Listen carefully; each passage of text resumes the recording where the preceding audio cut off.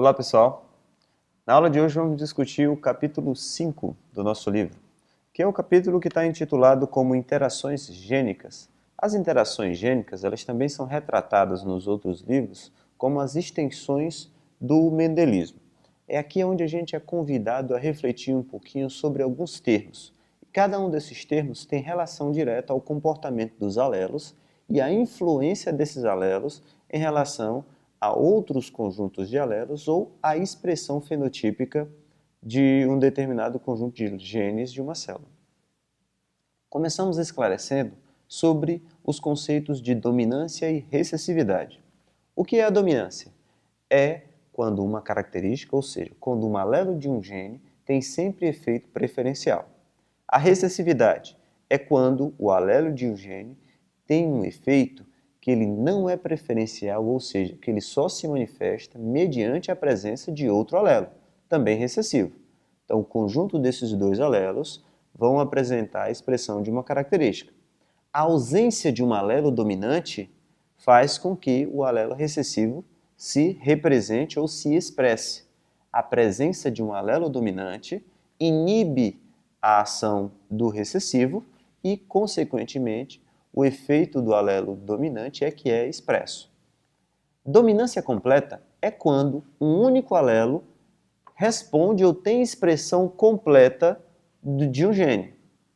Dominância incompleta é quando um único alelo dominante ele não responde ou não apresenta efeito que represente todo o conjunto gênico.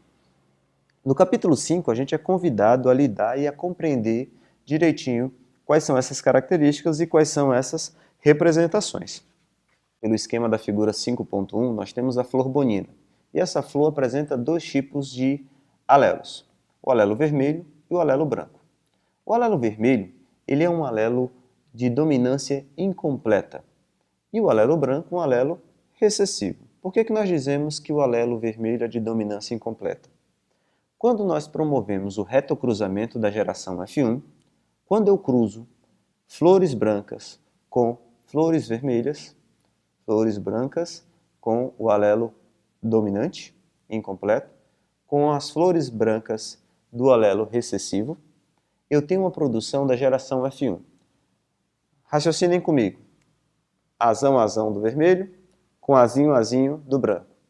Quando eu tivesse a recombinação, eu tenho toda a prole de heterozigotos, porque é uma prole a partir de uma geração de cruzamento de linhagens puras.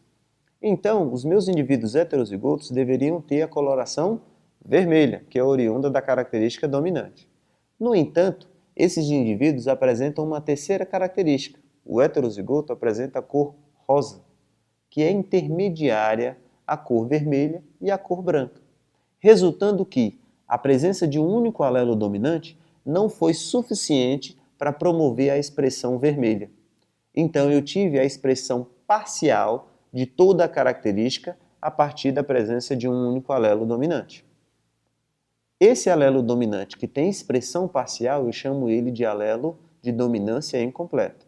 Vejam, na dominância completa, o único alelo, o único azão, determinaria a cor vermelha, mas a flor da bonina está representando a cor rosa.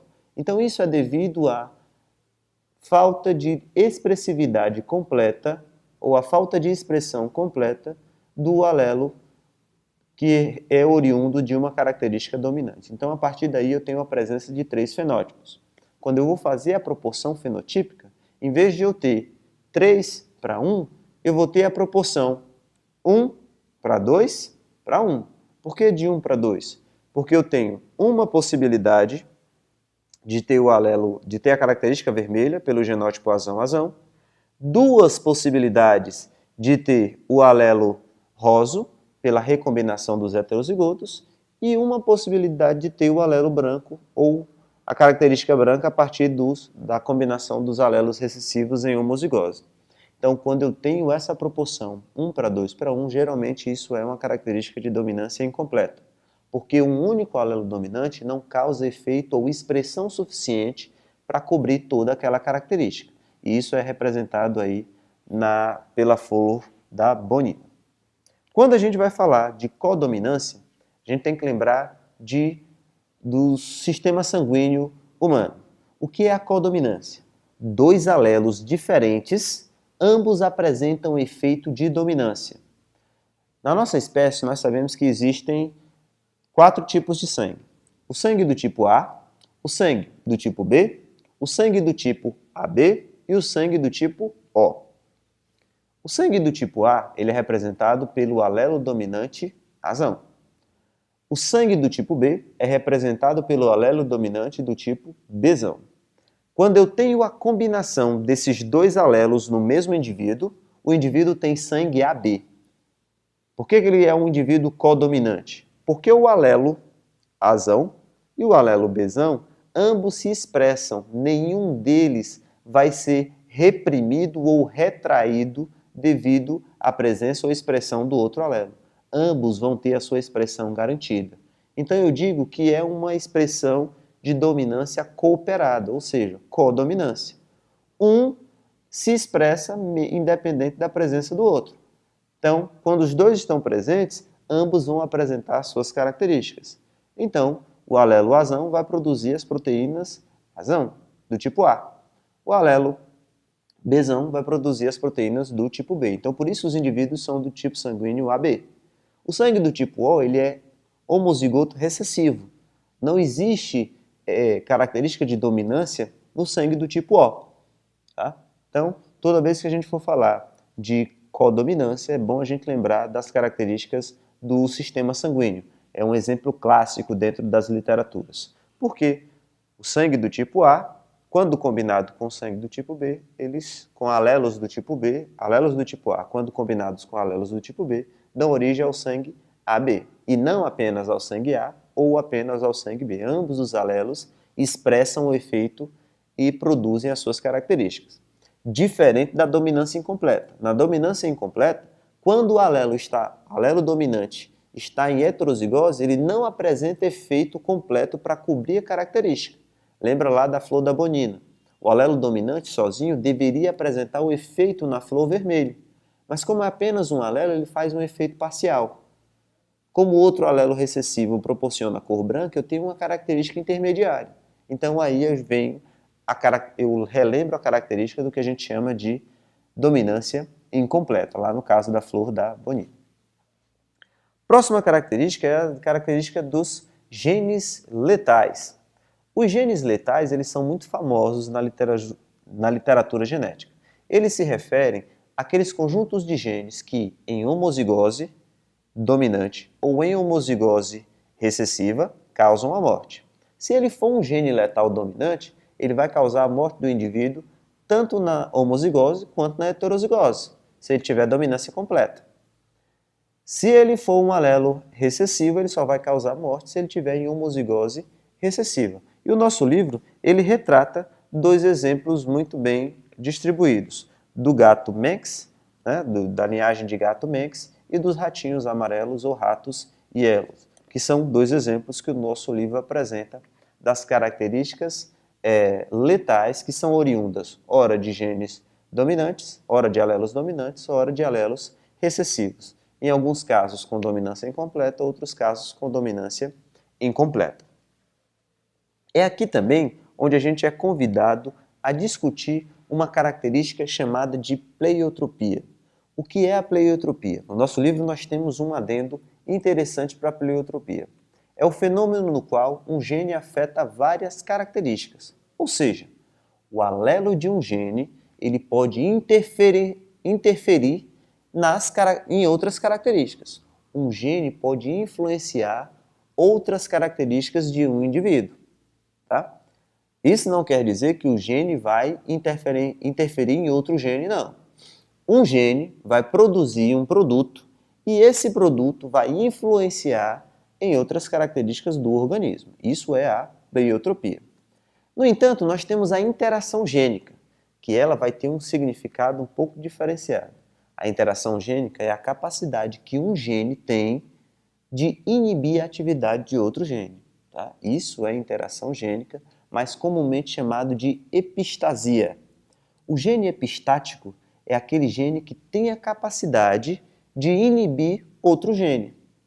O produto de um gene sequência de DNA produz um produto. Esse produto vai ter a capacidade de influenciar ou de inibir a expressão de outros genes.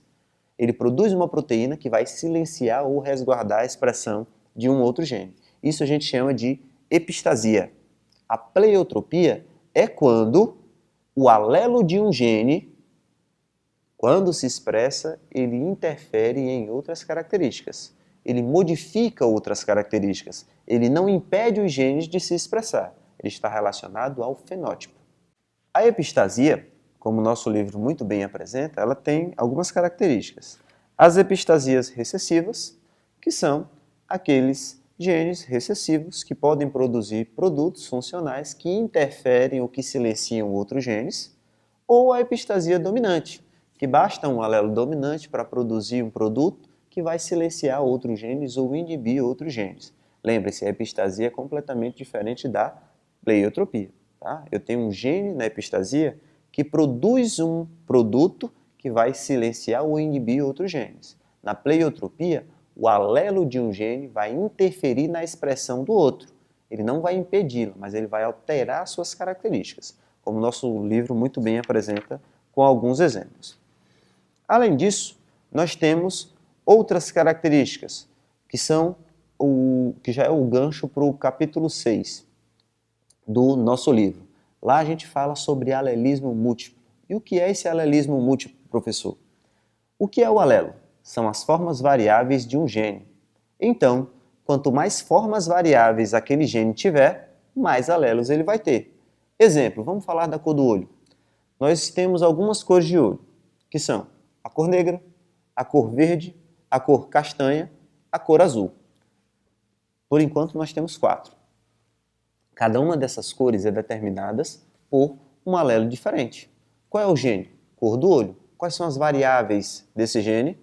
São essas variáveis de coloração que nós temos. São os vários alelos ou os múltiplos alelos que determinam ou que caracterizam uma coloração. Tá? Então, o polialelismo ou multialelismo é a característica de que um gene, ou o efeito de que um gene, ele pode ser determinado por várias características, por vários alelos. Isso é multialelismo. E ainda, uma das características do multialelismo é que um gene, ou um alelo ele tem efeito dominante em relação a outro gene, que também vai ter efeito recessivo em relação a outro gene.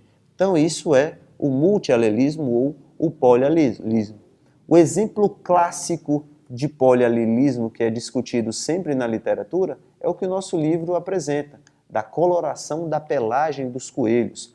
A gente consegue perceber aí muito bem na figura 6.1. Existem 4 tipos de coloração. A selvagem, que é mais ou menos marrom. A chinchila, que é um tom branco sem extremidades, sem coloração nas extremidades. O chinchila com pontas pretas, onde o animal vai ter a coloração escura nas suas extremidades, patas, focinho e orelhas. E o himalaio, que o animal vai ter pele totalmente clara, no entanto, com as extremidades escurecidas. Então, cada uma dessas características é determinada por um alelo diferente. O que a gente chama de selvagem, o alelo selvagem, geneticamente a gente entende como a característica que deu origem às outras. A característica original a gente costuma chamar ela de característica selvagem. As modificações que essa característica vai sofrendo, a gente chama de alelismo. O gene selvagem, que produz a característica selvagem, ele sofre mutações ou alterações na sua sequência que vão consequentemente alterar sua proteína ou vão alterar sua expressão. Alterando a sua expressão, eu tenho uma modificação na característica. Então, o que era selvagem sofreu modificação e virou agora um alelo múltiplo. E todas as variações diferentes que esse alelo selvagem ou que seus alelos múltiplos sofrerem, vai dar origem a novos alelos ou alelos múltiplos. As várias características da cor do olho, da cor do cabelo, da cor da pele dos coelhos é determinada por alelismo múltiplo. São vários alelos que determinam uma mesma característica. E que por serem alelos que determinam características muito diferentes uma das outras, esses alelos, ora, têm efeitos que são dominantes um em relação ao outro e efeitos que ora são recessivos em relação a outros tipos de alelos. Então isso é o que a gente vem conhecer como alelismo múltiplo. É a capacidade de um único alelo sofrer várias modificações e dar origem a outras variáveis. Alelo é a forma variável do gene. Gene, a característica, cor do olho, cor do cabelo. Alelo, as variáveis dessa coloração. Não esqueçam disso. Outro exemplo muito bom de alelismo múltiplo também seria o sistema sanguíneo nos humanos. Eu tenho as características do sangue do tipo A, do tipo B, do tipo AB e do tipo O. Todos eles são determinados por alelos. O sangue do tipo A, ele pode ser determinado pelo alelo IA, em homozigose, ou o alelo IA-izinho. O sangue do tipo B pode ser representado pelo alelo do tipo IB, em homozigose, ou IB-izinho. Isso seria o sangue do tipo B. O sangue do tipo AB, um alelo seria IA, o outro alelo seria IB. Como são codominantes, que a gente viu no começo da aula, eles apresentam, ambos expressam a sua característica. O indivíduo vai ser sangue do tipo AB. E eu tenho outro alelo diferenciado, que é o alelo Izinho. O alelo Izinho, ele determina o sangue do tipo O, que é representado pelas características ou pelos alelos recessivos. Então, aí eu tenho mais um caso de polialelismo. As formas variáveis de um determinado gene que é a caracterização do tipo sanguíneo. Os tipos de sangue são determinados por alelos diferenciados. Então, essa é uma das características que a gente também pode utilizar como base para a compreensão do que é o polialelismo.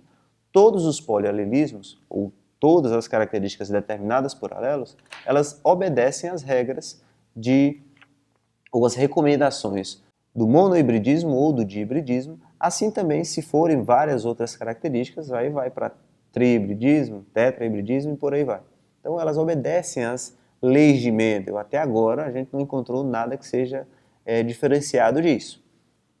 Então por isso que as características genéticas e as informações que a gente estuda na genética têm respondido de forma boa e ampla aos conceitos que nós abordamos durante essa disciplina.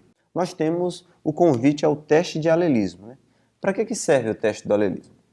O teste do alelismo ele serve justamente para determinar se determinado fenótipo ele é produto de uma interação alélica ou de produtos de alelos múltiplos ou se é resultado das interações gênicas, ou seja, de efeitos que não são determinados pelas características dos alelos. Tá? Se pode ser efeito de uma epistasia, se pode ser efeito de uma pleiotropia, se for diferente das características que nós chamamos de extensões do mendelismo. Então, os testes alélicos, eles servem para determinar isso. Quando a gente faz a recombinação das características genotípicas, a gente faz lá aquela continha onde a gente faz a distribuição dos alelos dominantes e recessivos e faz todas as possíveis combinações. Se todos os fenótipos forem perfeitamente explicáveis pelas distribuições alélicas propostas por Mendel, nós temos um caso de alelismo múltiplo ou distribuição de alelos. Se pelo menos uma dessas características não for explicada pelas proporções de alelismo, nós teremos um caso de interação gênica, ou um efeito que é resultado de uma epistasia, de uma pleiotropia, ou de algum outro tipo de efeito que não é determinado pelos efeitos do alelismo. Durante essa aula, a gente discutiu as extensões do mendelismo, onde a gente conheceu as codominâncias, dominâncias incompletas, a dominância completa, os alelismos múltiplos, o teste de alelismo. Todas são características, assim como a epistasia, a pleiotropia, que são a primeira que é dependente das interações gênicas, todas elas são efeitos genéticos que ocorrem dentro do material, dentro do genótipo, na forma dos seus alelos, combinados ou não, e que interferenciam ou influenciam na expressão das características genéticas.